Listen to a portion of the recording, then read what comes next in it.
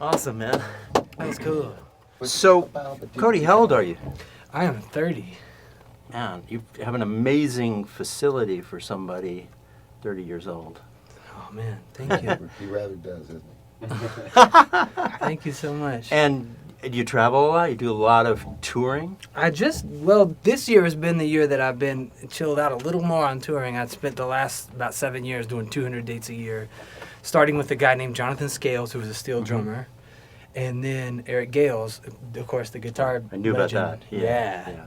That must be really fun. Yeah, all that stuff is just such different music.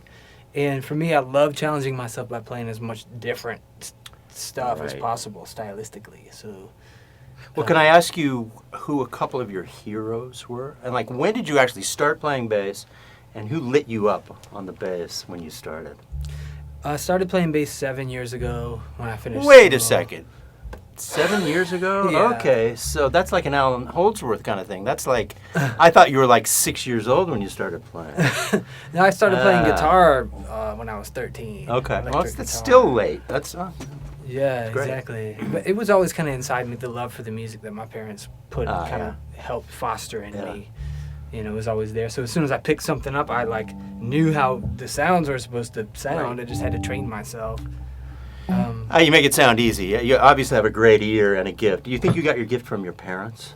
I think I got the listening side of it. Right. Yeah. Were they musicians? My dad is a musician somewhat. He plays a little guitar and Yeah. sings. plays But they banjo. were music lovers. Yeah, my mom Yeah. not a musician, but can memorize any song, any lyric. She can sing songs from when she was 8 now. That's the thing. A lot of great musicians have photographic memories, and you might just have that. You know, it sounds like she had that. Yeah, Yeah. I do have some sort of memory thing with Yeah. like licks and runs and stuff. Yeah. You know, great. it definitely sticks in there. So back to the question: Yeah. which bass players did you influence you? Well, gotta say, Bobby Vega was really the guy that showed me that I can play with a pick and make a career out of it still. You know, because when I first started doing it, a lot of people said, "Don't do that." Of course, you know. And but then I heard what Bobby was doing, such thick tone and groove. It's like a train. Yeah, I And- wouldn't have even guessed. I didn't even look at your right hand part of the time. Everything sounded really full. You also do play with fingers, I'm sure, sometimes. Yeah. When yeah. in softer, yeah. usually in softer passages. Right, And yeah. I do the whole tapping thing Yeah. on my zone. Right. Yeah. Too, yeah. But also, Oteil Burbridge is probably my favorite Yeah. soloist on Right. the bass. Yeah. Just in Yeah. terms of his ideas. He can hit one note a certain way. It just literally, he's chording on the bass and hitting one note with his voice, and it's amazing. It can just make the whole crowd go, whoa. Yeah. So that's, something that I'm always aspiring towards, is kind of moving away from the relying on notes and stuff. And Well, maybe it's not even bass players. Maybe some of your influences are horn players. You know, it's like yeah, I love Roland Kirk. I love Benny Yeah. Carter, Yeah. Cannonball Adderley. right. Big time. Yeah. Are you a composer too? I mean, I know you're a composer, but do you spend any time composing? Yeah, all the time, really. I try to get a little bit of it in every time I pick up an instrument. Like I was writing a little bit yesterday. We want to come up with a song about the adventure that we just went on with Kara's band. A lot of really, almost supernatural stuff happened. So we were kind of writing a little tune about it. Well, one thing. What's one supernatural thing that happened? Oh man, the whole energy of being near Mount Shasta. Oh, yeah. There's Yeah. I felt that before, It's yeah. just different. Yeah. So we cruised down that way Yeah. and we felt it. Long story short, but that was really fun. Yeah. Okay, so what I mean by that is, do you have a recording set up? Because that's the thing. I mean, hopefully you're capturing all of this stuff. Yeah, I live in a full-blown studio. Oh, you do? Yeah. Ah, Full-blown. that's We can do drums and vocals. And great. Did you create it yourself? Is something you built? No, I just got lucky and kind of moved in. Right. So, So that keeps you in Colorado? yeah. Yeah, Wow, that's that's cool. my house in Colorado is a recording studio, like 3 different recording areas in the house. And then I can go outside and hang out with the chipmunks and the wildcats. Well, maybe you can't move here because that's too good to leave. It sounds like that's pretty great. It's fun. It's fun and it's awesome. But my career is important too. Yeah. So Yeah. Well, I know you travel a lot, but like over the next year, what's up for you? What are you going to try and do? What do you want to do? Just work on my discography, honestly. And of course, I do want to go back out touring. Okay, so what does that mean? Work on your discography. As a composer and as sort of the MD or the band leader type, as opposed to being a sideman. Right. Have my own compositions come to light a little more, because there's music I've been writing for 12 years now, you know, and never recorded any of it, you know. And when you've been working on something that long, to me, it really becomes its own thing. Very distinctly becomes its own song. So I'm looking forward to that, and that's what I've been doing now, is finishing my first record. At a certain point, you have to do that. The sideman thing, I did it enough to know that it's something I don't want to do anymore. So I find any way I can to do my own thing, and you're ready, definitely ready for that. I'm still at a point in my life where I do want to tour more, so I'm always open to that. Yeah, when Chick Corea calls you, you'll go play with Chick Corea. Precisely. I played bass on Toe Jam and Earl 4, which is an old Sega Genesis video game that has been redone. And what they did is they're appealing to the nostalgia of the old first game. So I went in and we wrote some new music, but we also recorded a whole bunch of the old songs that I listened to since I was a kid.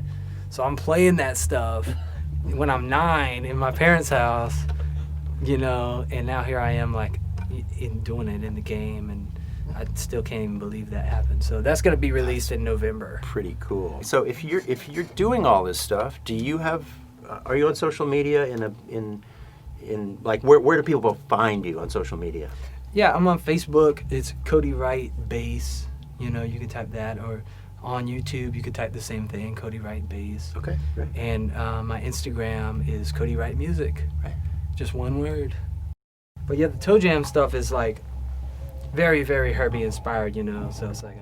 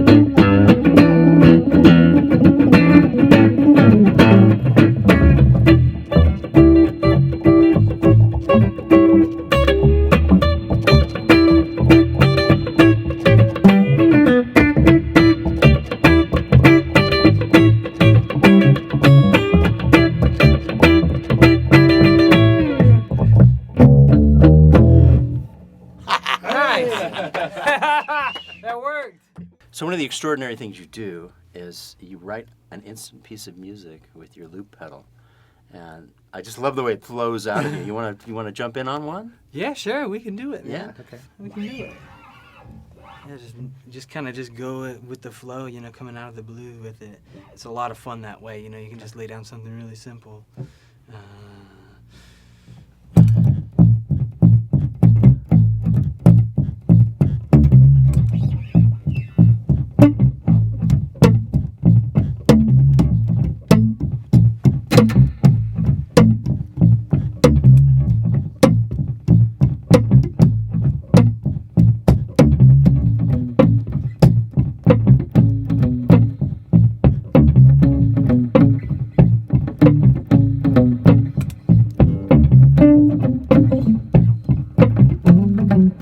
Yeah. Cool.